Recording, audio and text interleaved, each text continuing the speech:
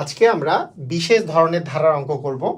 এই পার্টটা থেকে এখন রেগুলার বিভিন্ন পরীক্ষায় কোশ্চেন আসছে। সমান্তর ধারা এবং গুণোত্তর ধারার বাইরেও বিশেষ ধরনের ধারা থেকে বারবার কোশ্চেন আসছে। আসেন আমরা স্টার্ট করি। তো প্রথম যেই কোশ্চেনটা, এই কোশ্চেনটা হচ্ছে প্রাথমিক শিক্ষক নিয়োগ পরীক্ষায় এসছে 2010 প্রাথমিক শিক্ষক নিয়োগ পরীক্ষায়, যে 1, তারপরে দেয়া আছে 3, তারপরে 6, তারপরে 10, তারপরে 15, ক্রমটির পরবর্তী পদ কোনটি?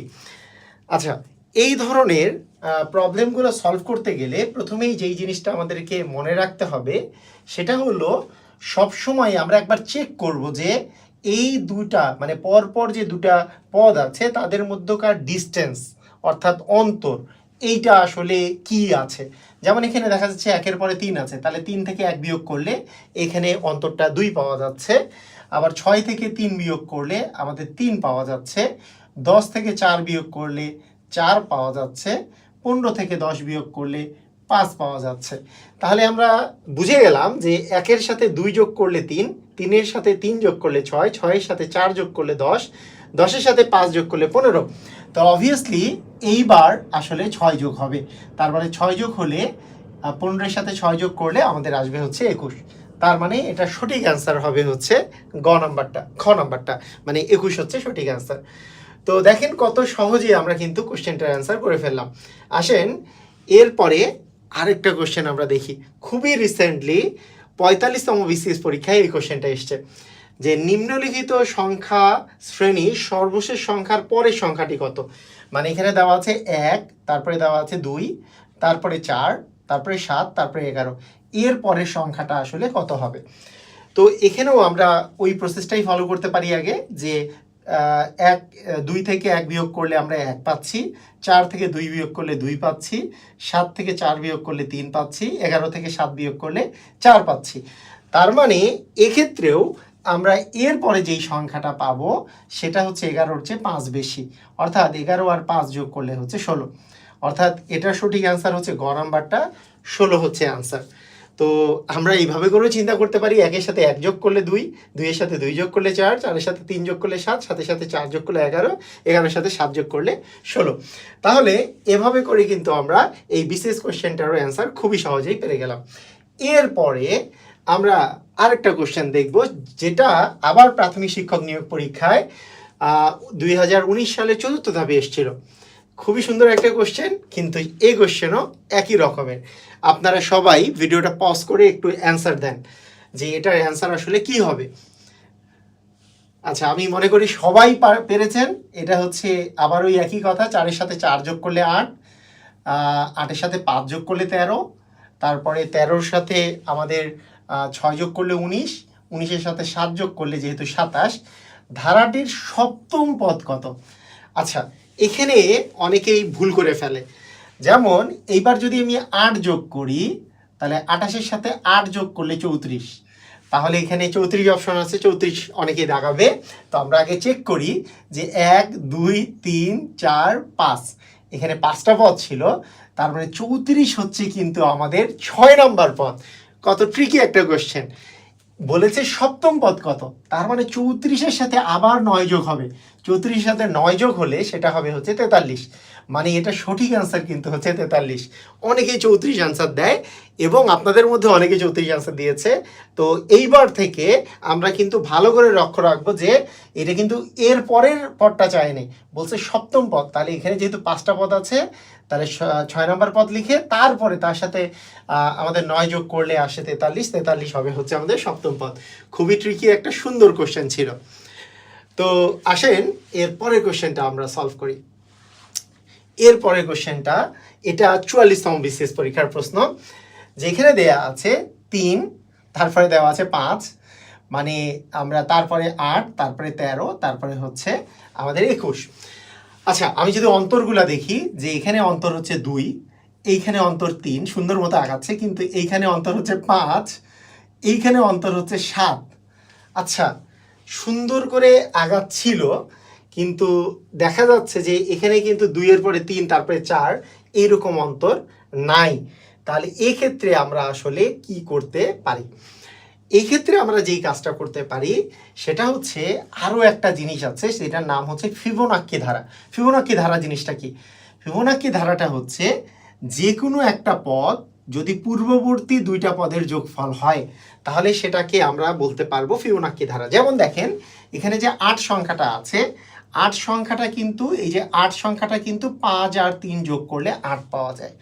আবার 13 যে সংখ্যাটা আছে সেটা 5 আর 8 যোগ করলে কিন্তু 13 পাওয়া যায়। আবার 21 যে সংখ্যাটা আছে সেটা কিন্তু 8 আর 13 যোগ করলে 21 পাওয়া যায়। তাহলে ডেফিনেটলি যেই সংখ্যাটা আমরা পাচ্ছি সেটা আগের দুইটা সংখ্যার যোগফলের সমান, যেটাকে বলি আমরা হচ্ছে ফিবোনাক্কি ধারা। তো এইখানে আমি যদি বলি এর পরের সংখ্যাটা কি হবে, তাহলে ডেফিনেটলি এই দুইটা সংখ্যার যোগফল হবে 13 আর 21 যদি আমরা যোগ করি তাহলে পাবো হচ্ছে 34। তাহলে 13 আর 21 যোগ করলে যেহেতু 34 পাওয়া যায় তাহলে আমাদের এইটার অ্যান্সার কিন্তু হয়ে যাবে 34। তাহলে আমাদের এইটা করতে হলে ফিবোনাক্কি ধারা সম্পর্কে একটু ধারণা থাকতে হবে। নাম না জানলেও আমরা জাস্ট যদি এটা বুঝি যে এই দুটার যোগফল হচ্ছে এটা, এই দুটার যোগফল এইটা, এই দুটার যোগফল এইটা, তাহলে 13 আর 21-এর যোগফল 34 হবে পরবর্তী সংখ্যা। তো আমরা আরও একটা ইন্টারেস্টিং কোশ্চেন করে ফেলেছি। এইবার আমরা আরেকবার 44তম বিসিএস পরীক্ষার আরেকটা কোশ্চেন সলভ করব। দেখুন এখানে যে 5 আর 7, এখানে 5 আর 7-এর মধ্যে ডিস্টেন্স 2, 7 আর 10-এর মধ্যে ডিস্টেন্স 3, 10 আর 14-এর মধ্যে ডিস্টেন্স হচ্ছে 4। তাহলে বলেছে এইখানে এমন একটা সংখ্যা বসবে, আমি ধরে নিলাম যে যেহেতু 2, 3, 4, এবার 5 যদি আমরা যোগ করি তাহলে আসে 19, 19-এর সাথে 6 যোগ করলে আসলে 25 আসে, তাহলে মিলে যাচ্ছে। তাহলে এখানে যদি আমি 19 দেই তাহলে পুরাটা মিলে যাচ্ছে যে প্রথমে যোগফল 2, তারপরে 3, তারপরে 4, তারপরে 5, তারপরে হচ্ছে 6। তার মানে এই ফাঁকা স্থানে কিন্তু আমাদের 19 বসবে। তো খুবই সুন্দর কোশ্চেন আমরা করে ফেললাম। এইবার একটু আপনারা বলবেন যে এই কোশ্চেনটার অ্যান্সার অ্যাকচুয়ালি কি হবে। যে বিশেষ ক্রমানুযায়ী 2, 3, 5, 9, হ্যাঁ, তারপরে আছে 17। আচ্ছা আমরা আগে ডিস্টেন্সগুলো খেয়াল করি যে 3 আর 2-এর মধ্যে ডিস্টেন্স হচ্ছে 1, তারপরে ডিস্টেন্স দেওয়া আছে 2, তারপরে ডিস্টেন্সটা হচ্ছে আমাদের 4, 9 আর 17-এর মধ্যে ডিস্টেন্স হচ্ছে 8। তাহলে এইখানে সংখ্যাটা কি বসবে? এখন দেখেন 1-এর পরে 2, তারপরে 4, তারপরে 8, দেখে কি মনে হচ্ছে এই ডিস্টেন্সটা দ্বিগুণ হচ্ছে। 1-এর দ্বিগুণ 2, 1-এর দ্বিগুণ কত 2, 2-এর দ্বিগুণ 4, 4-এর দ্বিগুণ 8। তার মানে এইবার ডিস্টেন্স যেটা হবে সেটা হচ্ছে 8-এর দ্বিগুণ 16। অর্থাৎ 17 আর 16 যদি আমরা যোগ করি তাহলেই আমরা অ্যান্সারটা পেয়ে যাব। 17 আর 16 যোগ করলে আমরা পাই হচ্ছে 33। তার মানে আমাদের ধারাটির পরবর্তী সংখ্যা কিন্তু আমাদের হবে কত? ধারাটির পরবর্তী সংখ্যা আমাদের হয়ে যাবে হচ্ছে 33। তাহলে আমরা পেয়ে যাচ্ছি এটা হচ্ছে গ নাম্বার, মানে 33 হচ্ছে আমাদের অ্যান্সার। খুবই সুন্দর কোশ্চেন। আসেন আমরা এর পরের কোশ্চেনটা সলভ করি। এখানে বলেছে যে 7, 10, 16, 28, 52 ধারাটির পরবর্তী সংখ্যা কত? এটা প্রাথমিক শিক্ষক নিয়োগ 2010-এ এসছে। তাহলে এটার ডিস্টেন্স হচ্ছে 3, এখানে ডিস্টেন্স হচ্ছে 6, এখানে ডিস্টেন্স হচ্ছে আমাদের 12, এখানে ডিস্টেন্স হচ্ছে 52 থেকে আমরা যদি 28 বিয়োগ করি, 52 থেকে 28 বিয়োগ করলে হচ্ছে 24। তাহলে ডেফিনেটলি আমরা একটা ধারার কিন্তু একটা সিস্টেম পেয়ে গেছি যে আমাদের যে ডিস্টেন্সগুলো আছে সেটা হচ্ছে 3, 6, 12, 24, মানে 3-এর দ্বিগুণ 6, 6-এর দ্বিগুণ 12, 12-এর দ্বিগুণ 24। তাহলে এইবারকার ডিস্টেন্স কিন্তু 24 আর দ্বিগুণ, 24-এর দ্বিগুণ কত? 48 হবে। মানে আমাদের এখন বুঝতে হবে যে 52-এর সাথে 48 যোগ করলে আসলে কত হয়, সেটাই আসলে অ্যান্সার হবে। তাহলে এখানে 0, 52-এর সাথে 48 যোগ করলে আসলে আমাদের 100 হয়। তাহলে পুরোপুরি 100 হচ্ছে আমাদের জন্য অ্যান্সার। খুবই সুন্দর কোশ্চেন, আমরা পারবো। আচ্ছা ঠিক আছে, এইবার দেখেন এইবার যে কোশ্চেনটা এসছে এই কোশ্চেনটার অ্যান্সারও আপনারা পজ করে অ্যান্সারটা দিবেন, কারণ এইটা প্রাথমিক শিক্ষক নিয়োগ পরীক্ষা 2020-এ আসছে, আবার 2বার আসছে আর কি, আবার 2015-তে আসছিল। তো এই অ্যান্সারটা একটু সবাই দেওয়ার চেষ্টা করেন। মনে করি আপনারা সবাই পেরেছেন, কারণ এই টাইপের কোশ্চেন ইতিমধ্যে অনেকবার করলাম। যে এটার ডিস্টেন্স হচ্ছে 3, এটার ডিস্টেন্স হচ্ছে 6, এটার ডিস্টেন্স হচ্ছে 12, এটার ডিস্টেন্স হচ্ছে আমাদের 24। 53 থেকে 29 বিয়োগ করলে 24। এইবার যেটা আমাদের আসবে সেটার ডিস্টেন্স কিন্তু 48 যোগ হবে। তাহলে 53-এর সাথে আমরা যদি 48 যোগ করি তাহলে 48 যোগ করলে আমরা পাচ্ছি হচ্ছে 101। তার মানে এইবারকার অ্যান্সারটা হবে হচ্ছে 101। এই টাইপের কোশ্চেন দেখে এই টাইপের কোশ্চেন কিন্তু প্রচুর পরিমাণে এসছে। তাহলে এই কোশ্চেনগুলো খুবই ইম্পর্টেন্ট। আমরা যে কোনো সময় এই টাইপের কোশ্চেন দেখলেই আমরা এখন থেকে পারবো। এখন দেখেন 45 বিসিএসে, 44 বিসিএসে, সব জায়গায় 45 বিসিএসে দুইটা এই টাইপের কোশ্চেন এসছে। যদিও এটা একটা গুণোত্তর ধারা, যে এখানে আমরা তারপরেও এটা বিশেষ ধারার মধ্যেও রাখতে পারি যে 8-এর পরে আসছে 4, মানে 8কে 2 দিয়ে ভাগ করলে 4 আসে। হ্যাঁ, 4-কে 2 দিয়ে ভাগ করলে 2 আসে, 2কে 2 দিয়ে ভাগ করলে 1 আসে, 1কে 2 দিয়ে ভাগ করলে হাফ আসে, হাফকে আবার 2 দিয়ে ভাগ করলে 4 ভাগের 1 ভাগ আসে।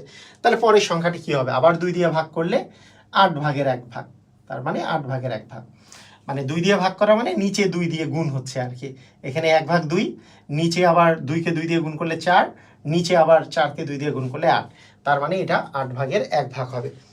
বুঝাই যাচ্ছে। অথবা কেউ যদি চিন্তা করে যে এখানে 2 দিয়ে ভাগ হয়েছে, এখানে 2 দিয়ে ভাগ হয়েছে, এখানে 2 দিয়ে ভাগ হয়েছে, এখানে 2 দিয়ে ভাগ, কিন্তু আমি এই 4 ভাগের 1 ভাগকে 2 দিয়ে ভাগটা আমি বুঝি নাই, তাহলে এইভাবে করে ভাগ করেন। ভাগ করার সিস্টেমটা কি? তাহলে ভাগটা গুণ চিহ্ন হয়ে গেলে এটা উল্টায় যায়, তাহলে 2 ভাগের 1, তার মানে 1 উপরে 8 নিচে। ঠিক আছে, ক্লিয়ার? পারবো, একেবারে ইজি। এবং আজকের একেবারে লাস্ট কোশ্চেন, যেটা 24তম বিসিএসে এসছে, এই কোশ্চেনটার অ্যান্সারও আপনারা একটু কমেন্ট সেকশনে আমাকে জানান এটার আসলে অ্যান্সার কি হবে। সবাই পারার কথা, দেখি তো বোঝা যাওয়ার কথা। যে এইখানে দেখেন, এটা আমরা দুইভাবে করতে পারি, অন্তর বের করে করতে পারি, কিন্তু তার চেয়ে সহজ হবে আমি যদি 3-এর বর্গ যদি করি 9, 6-এর বর্গ যদি করি আমরা 36, 6-এর বর্গ মানে কি 6 গুণন 6, 3-এর বর্গ মানে কি 3 গুণন 3, 3 গুণন 3 মানে 9, 6 গুণন 6 মানে হচ্ছে 36, 9 গুণন 9 মানে হচ্ছে 81, 12 গুণন 12 মানে কি 144। তাহলে 3, 6, 9, 12, এইবার কার উপরে বর্গ হবে? 15-এর উপরে বর্গ।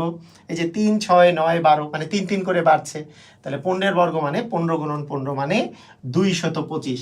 তাহলে এটার সঠিক অ্যান্সার হবে 225। তো আমি আশা করি এই ক্লাসটা আপনাদের অনেক বেশি ভালো লেগেছে এবং উপকারে আসবে। আপনারা আমাকে কমেন্ট করে জানিয়ে দেন আপনারা পরবর্তীতে কোন ক্লাসটি দেখতে চান। সবাইকে অসংখ্য ধন্যবাদ। আল্লাহ হাফেজ।